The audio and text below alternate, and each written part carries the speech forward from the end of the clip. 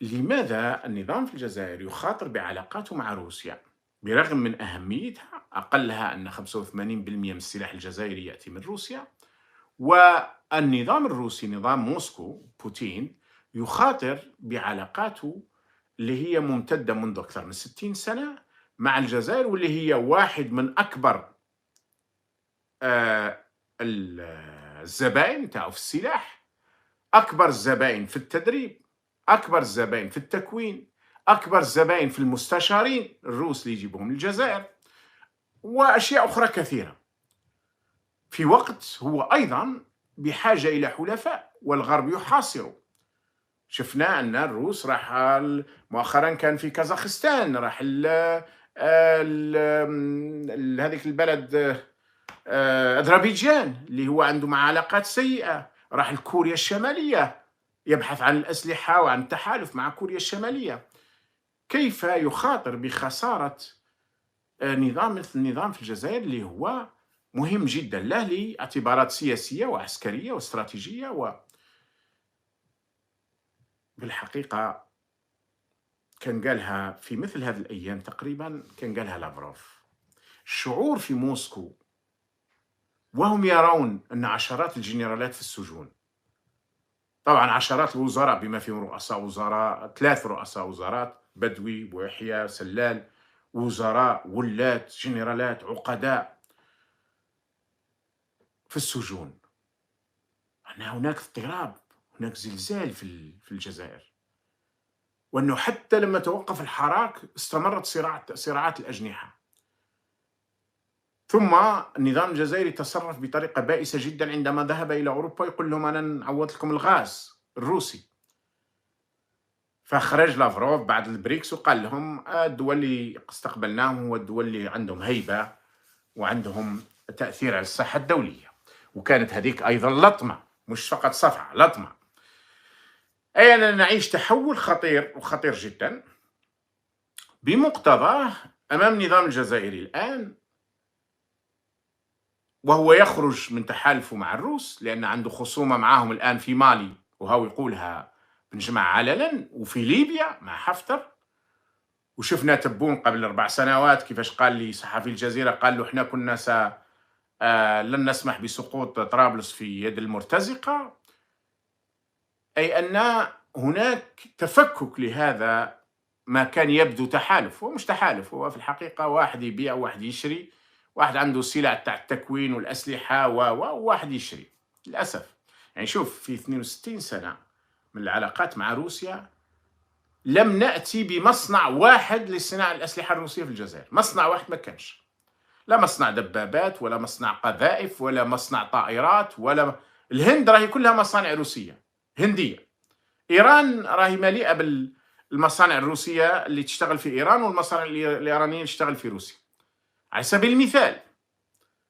لكن الجزائر والو، لازم كل شيء نشروه كاش. علاه؟ لأن في هذيك 15% تروح للحسابات، ولأنهم يدوهم لموسكو ويديروا لهم 1000 ليلة وليلة هناك. هاي الكوارث. إذا رانا نعيش انقلاب في علاقة استراتيجية دامت 62 سنة، والآن تتزلزل، مش فقط تتزعزع وإنما تتزلزل، في وقت أن النظام في الجزائر ما عندوش بدائل، اللهم إلا إذا قرر أن يقدم تنازلات هائلة للقوى الغربية. تنازلات هائلة، لأن بالنسبة للقوى الغربية عندهم تحالفات في المنطقة. القوى الغربية حليفهم الأول في المنطقة، شرقا هو مصر، غربا هو المغرب، جنوبا شوية هي أثيوبيا، هي نيجيريا، هي إلى آخره. الجزائر وش يديروا؟ كانوا يتعاملوا معهم في مكافحة الإرهاب. هذه كانت تخدم النظام الجزائري باش يبان للعالم الخارجي أنه يحارب الإرهاب، وكانت تساعد أمريكا لأن هذا كان يسهل لها الدخول إلى إفريقيا. حتى فرنسا لما سمحوا لها وفتحوا لها الأجواء قالوا لأن فرنسا راح تكافح الإرهاب. خصومة مع فرنسا بالمناسبة من بين النتائج الباهرة للدبلوماسية في عهد تبون، على سبيل المثال مش على سبيل الحصر، على سبيل المثال لا الحصر، علاقات سيئة مع فرنسا بغض النظر على شكون المتسبب وشنو الأسباب. السفير سحبوه. علاقات سيئة مع إسبانيا، تجارة شبه مقطوعة ما عدا الغاز وبعض الأشياء، والسفير كانوا سحبوه ثم عادوه راكعين صاغرين. الأمريكان اعترفوا بمغربية الصحراء، الألمان اعترفوا بمغربية الصحراء، البلجيك، الهولند، الفنلند، تقريبا الآن 3/4 الأوروبيين معترفين بمغربية الصحراء، اللي هي بالنسبة للنظام الجزائري قضية حياة أو موت.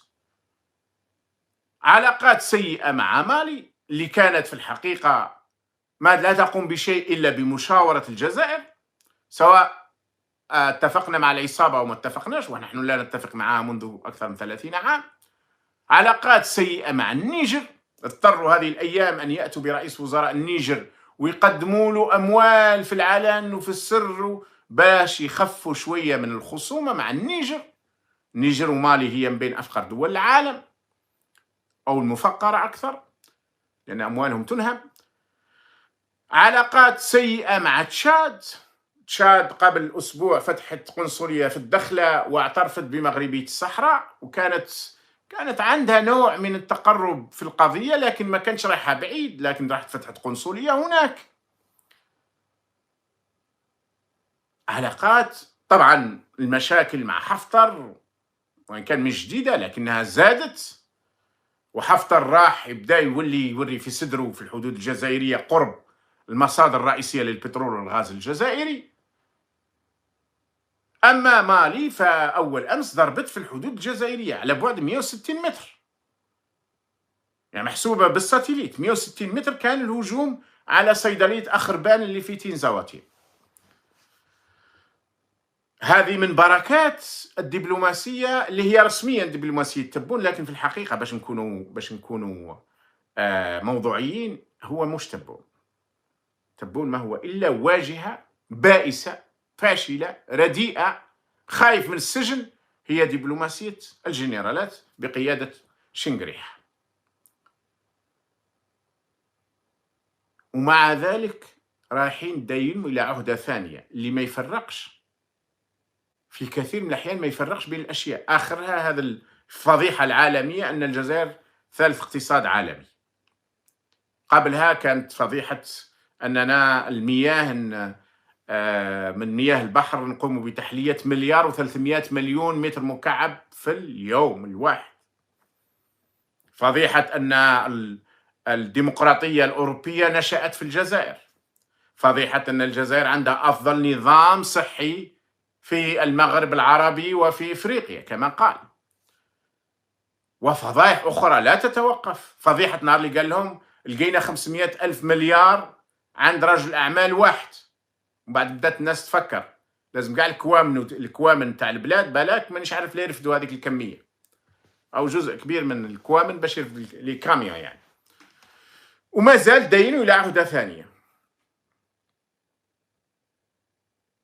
بكل أسف وألم.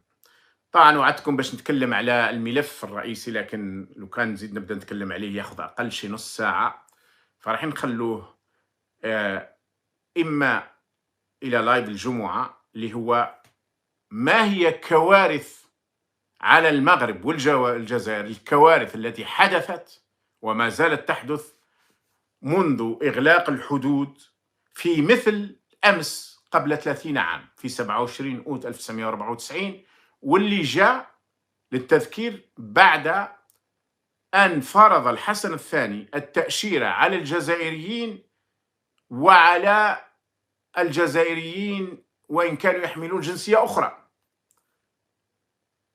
بعد أن جاءت، هذا كان في 24 أوت 1994.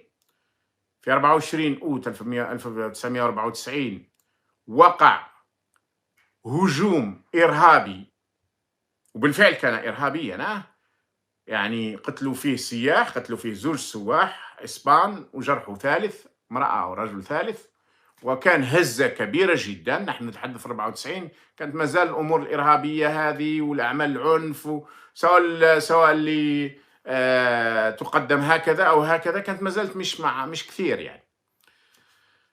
الحسن الثاني فرض التأشيرات، والجماعة نتاعنا لازلت أتذكر مثل أمس في 27 أوت 1994 راح نختم كلامي بهذا وبه نبدأ المرة القادمة إن شاء الله.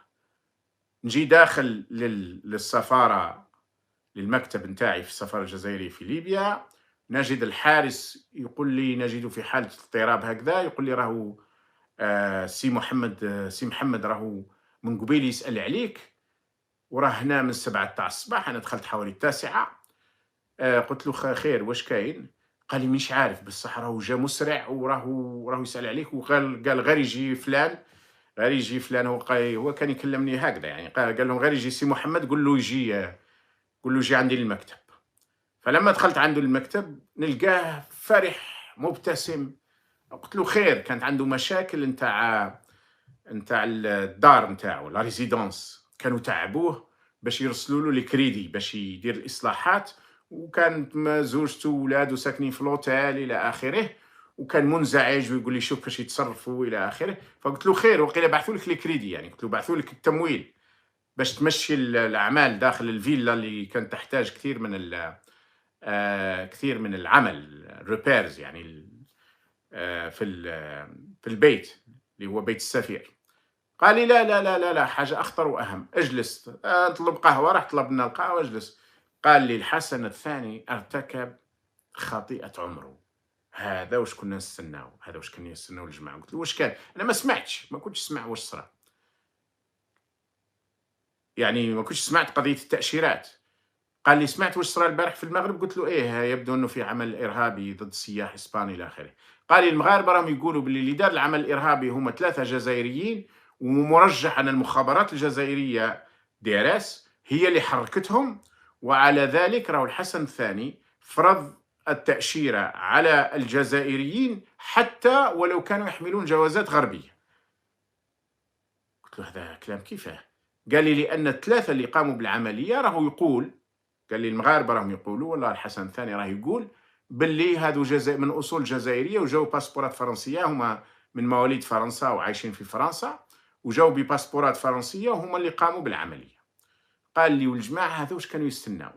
كانوا يستناو الخطا هذا، وراه وقع فيه الحسن الثاني، وراهم اعلنوا الان. قال لي بعد شويه تسمع غلق الحدود، وفعلا في منتصف النهار ولا على 1 ولا على 2 أعلن غلق الحدود الجزائرية المغربية في 27 أوت 1994، وما زالت تلك الحدود مغلقة بين شعبين وبلدين شقيقين بكل ما تعنيه الكلمة. هذا اللي راح نبدأ به. إذا درت لايف غدوة راح نتكلم عن الموضوع هذا فقط، لأن الخميس ما عنديش لايف في العادة، وإذا ما درتش فراح يكون إن شاء الله في لايف الجمعة